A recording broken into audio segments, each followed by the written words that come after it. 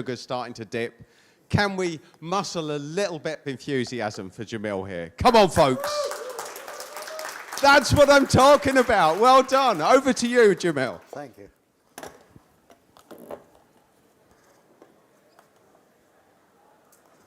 Well, thank you very much. It's a real pleasure to be here. In the next 15 minutes or so, I would like to share with you our virtually live journey, starting with what virtually live media is, how it all started, what our future plans are, and finally, the partnership opportunities that we are now seeking. So, simply put, virtually live is a new media. It's a new media method for live events in the metaverse. The idea was conceived 15 years ago, in 2007. I was having a drink in London with a good friend of mine who is a fellow techie, and our conversation, as was always the case with us, was tech-related. So we were taking a deep dive into virtual worlds and mass multiplayer online games and exploring the potential alternative uses. We were trying to figure out a way for people to virtually attend live events with their alter ego avatars and experience the feeling of being there. Now, in essence, our aim was to tear down the physical and economic barriers of attending live events, given that most fans, if you think about it, never get a chance to see their heroes or attend a live event. So, as our discussion progressed, we imagined a virtual platform that would democratize experience irrespective of what type of event, where it is, or where the fans are located. Whether it's a football match, a cricket match, a Formula One race, a music concert, it didn't matter. Our aim then was, as I mentioned, to provide fans, irrespective of where they are in the world, with not only the chance to attend, but also to be able to have the best seat in the arena and be able to invite their friends to join and enjoy their shared experience close up and from any point of view. That was how virtually live was conceived in 2007. And in the weeks that followed, we didn't talk about anything else. We knew that if we wanted to take this idea forward, there's a lot of work to do, and we needed to build a talented multidisciplinary team, and we would need a significant amount of seed capital. We imagined, as I discussed earlier, as I mentioned, the idea further is creating an interactive media that captures not the video, but the motion of events using tracking, telemetry, and positioning data. That is instead of video capture. We would then transpose these events in real time to a multitude of virtual arenas, either as an exact replica or in a more imaginative way that crosses over the physical limitations. So by early 2008, and with the help of two other friends who backed our idea, we founded a couple of companies. Metaverse Holding, whose purpose was to build and secure the intellectual property we needed, and Virtually Live Media, whose purpose is to build the technology platforms. And we commissioned back then a company called Big World in Australia. It's a leading virtual world development company, and a number of motion tracking companies to work with so we can build our first proof of concept. We needed a content partner to try our models on, of course, so we approached the new owners of Manchester City Football Club, whose offices happened to be in our building in London. We told them what we are doing and asked if we could model our first proof of concept on their stadium. Fortunately for us, they agreed, and we set out with our very first model on our journey. Now, at the same time, I reached out to the management at the English Premier League, the CEO and the Chief Marketing Officer, and requested to meet them, and surprisingly, we wanted to describe our plans of this new media. They surprisingly agreed, and our plans got really intrigued. We got a lot of great feedback from them that helps us, especially in understanding the deployment challenges and the television rights that we would need to navigate around. Remember, we're not using video capture, we're using motion tracking. They were quite generous with their time, and we learned a lot from the discussions we had with them. But we also came to the realization that we may be too early to take such an idea to market back then. Remember, this was still 2008. The 3D gaming platforms, the tracking technologies out there, as well as cloud hosting were still in their early stages of development. So alongside the R&D work we were doing, we articulated our designs, started to build the architecture, and hired foresters, which many of you know them, who are a reputed UK law firm that specializes in intellectual property, to work with us on securing our IP rights. And by late 2008, we had secured our IP rights for virtually live media in the UK, and our first patent was granted in the UK. We were absolutely delighted. Now I'm going to pause here and show you a short video clip that describes in a nutshell what virtually live media is. Let's see if I can work this out.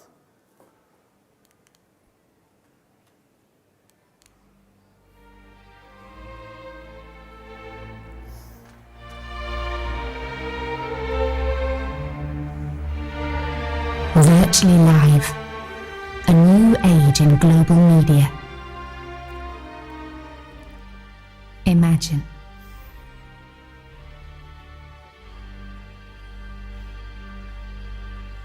You're in Shanghai. Your friends are in New York, Tokyo, and Dubai. You all love football. You all want to be at Manchester for the local derby. The game is about to start. You step into the virtual stadium. You invite your friends. You shout, you cheer, you're there, watching the game, virtually live. Virtually live. Now everyone in the world can go to the match.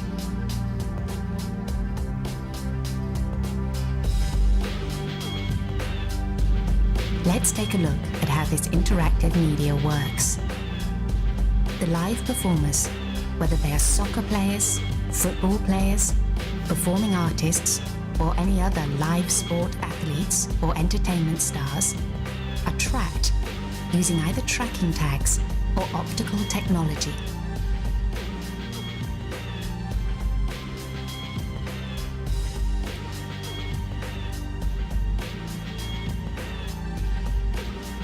Their action and movement is accurately recreated in real time in a virtual environment, which is a replica of the real one.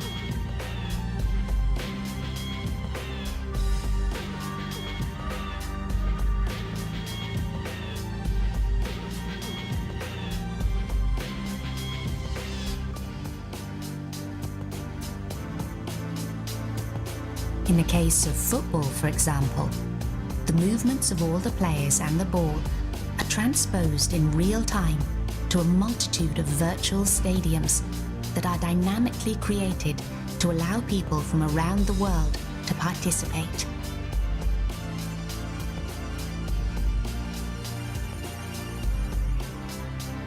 The audience enters their local stadium using their alter ego avatar. They can invite their friends to join them and together be part of the event. They can speak and text each other and interact as if they are there. Virtually Live is a patented interactive media that fits between attending a live event and watching it on TV. It is fun, socially engaging, and unique. The Virtually Live patent is process-centric and not technology-centric, so it has a very long life cycle. It utilizes a new form of content not previously licensed or used. Virtually Live. Step into the future of entertainment. virtually live. The new age media.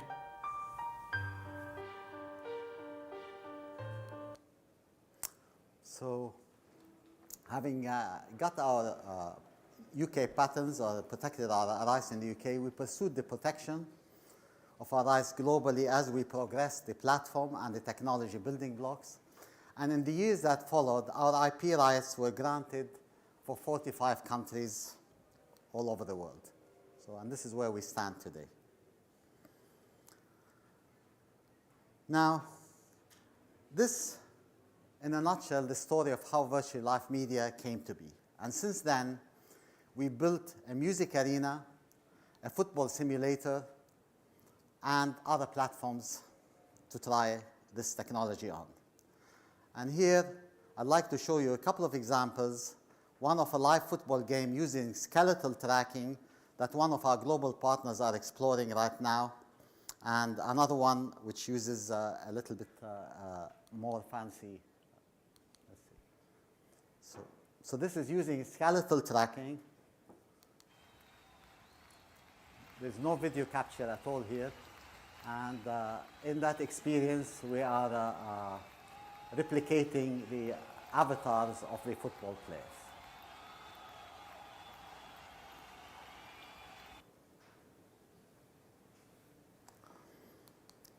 This one here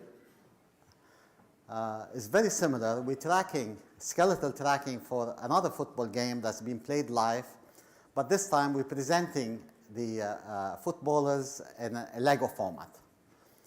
And this is now being experimented by one of our content partners.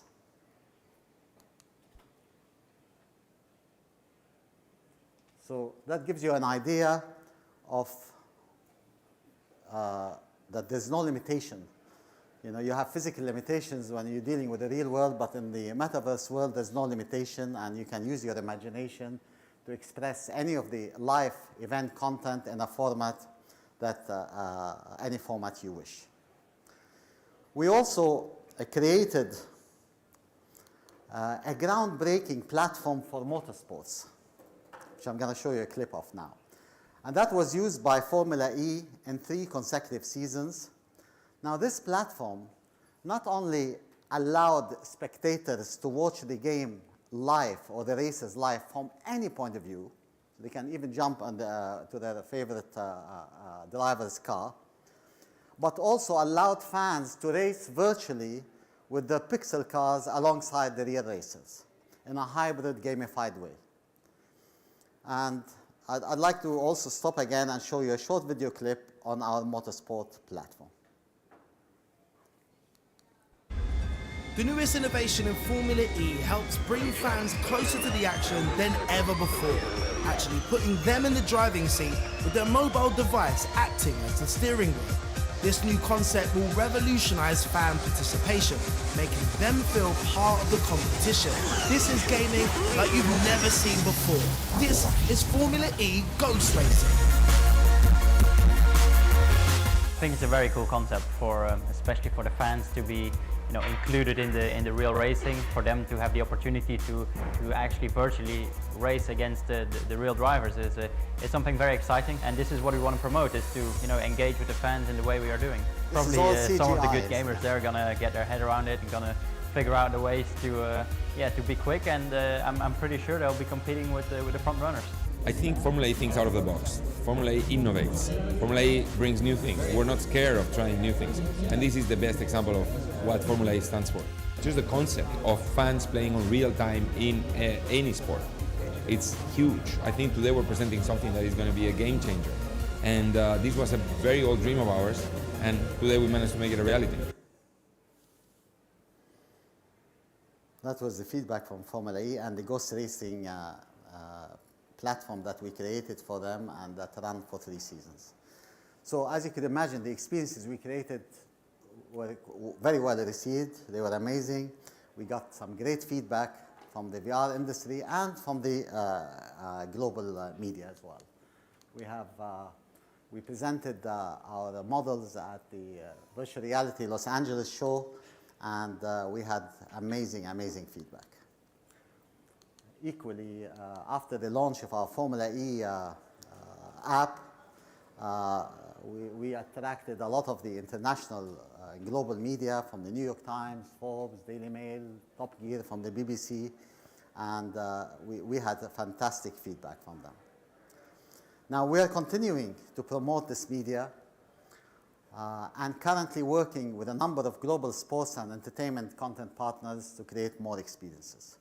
Obviously, we can't do everything, but we have created a licensing model that can be used by other metaverse platforms that are out there today who are seeking to introduce live events to their audiences. Now, my colleagues who are here today and I are happy to provide you with information on how you can use this media for any live event in the metaverse and discuss with you any licensing opportunities. You can connect with us. We're going to be outside in the afternoon, or you can reach us on virtuallylive.com, where you will find more information about what I just presented and our contact details.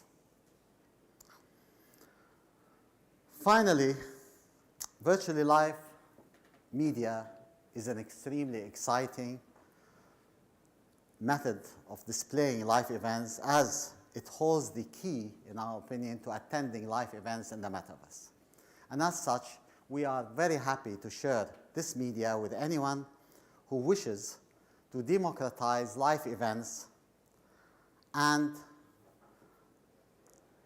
enjoy, to allow their fans to enjoy it and allow people who could only have dreamt of attending such events experience the feeling of being there.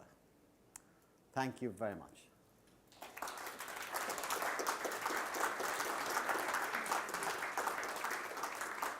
Thank you, Jamil. Do we have any questions? Straight up here. Straight up.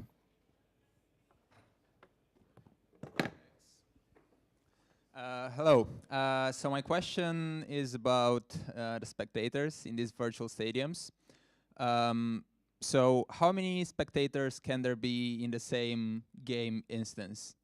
Because we know that in most games or most experiences, up to 500 to 50 to 100 people can be in the same game instance because of networking requirements which scale quadratically and so on and so forth. So how many people can there be together in the same instance?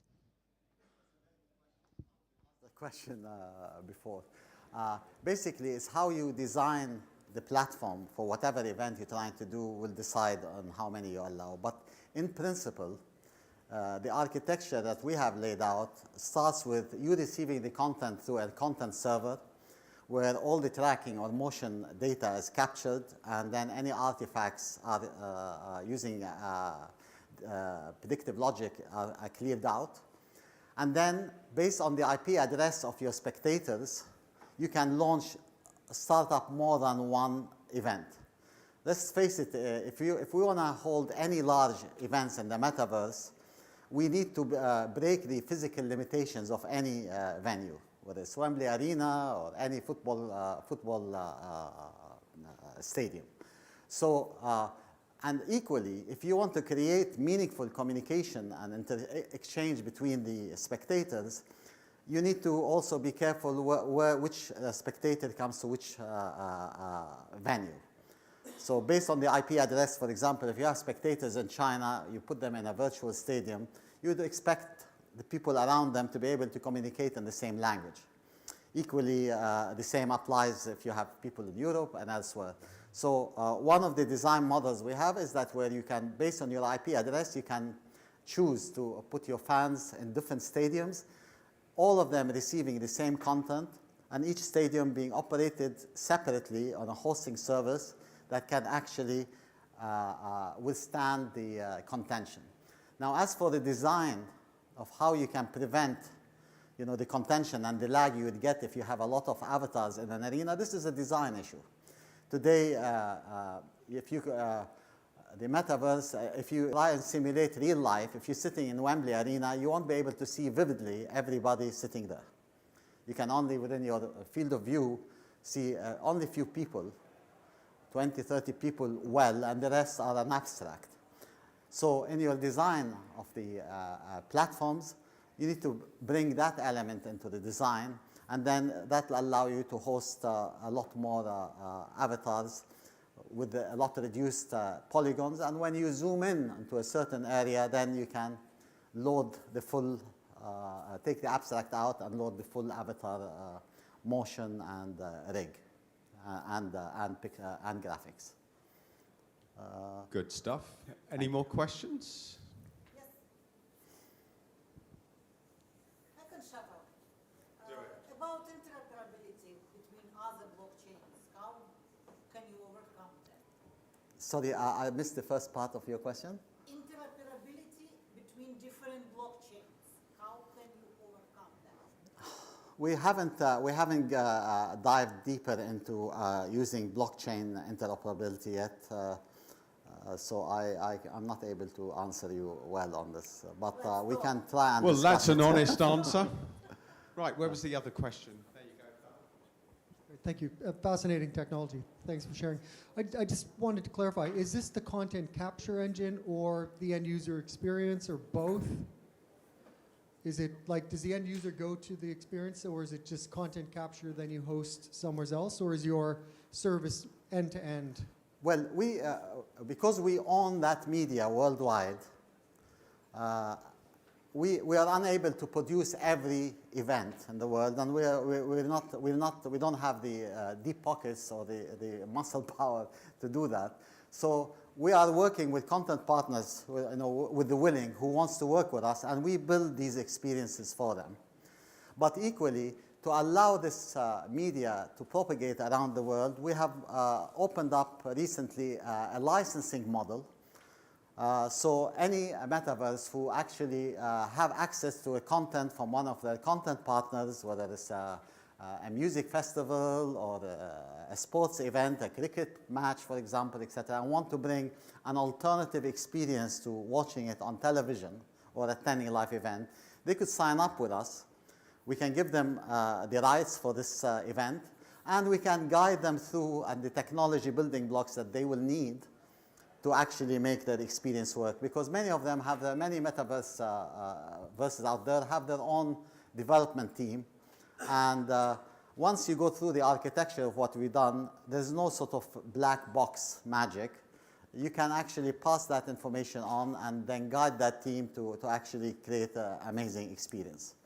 If you look at the second clip I showed you for football, putting these characters in Lego means you can introduce it to different worlds, and we have no limitations. And the beauty about the metaverse is there's no limitation like the physical world. So you can use your imagination and do some crazy stuff. So. One more question, folks. Oh, there's a hand straight up there. Oh. That's exactly the way that you get the last question. Hi there. Just in terms of the patent that you guys have got, it'd be just interesting to know kind of what's the specific enforceability is around that patent, because there are people doing similar stuff across the board, particularly when you look at markerless motion capture. Like, how is your technology enforceable against something like that in any major gaming platform?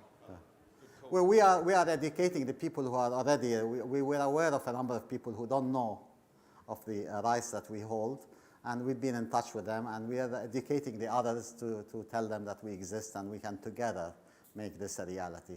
To answer you in a nutshell on what this patent specifically is, and if you want we can discuss it after, because I have legal guests with me here, lawyers who worked with us on the patent, and they can be more specific. But to give you the broader view, we hold the rights for any live event that uses telemetry data that is transported in real time, and real time is a bit ambiguous, so it could be, in some cases, minutes real time, to a virtual simulator or a virtual arena, no matter what the event is, that has a social element. So if you have more than one person sitting, spectating that live event that uses tracking data, then the chances are that you are using our IP rights. And I'm happy to discuss that further with you later on if you'd like to. And we can give you a copy of our rights because they are public. They are available on the internet. Well, there you go. There's an invite that Yes. you can't turn down. I've got one quick question, Jamil. Can we use your technology to pretend that England are going to win the World Cup? We can imagine that. Well, on can that only bombshell, folks, I think it's lunchtime. So thank you so much. Really interesting technologies, some great stuff.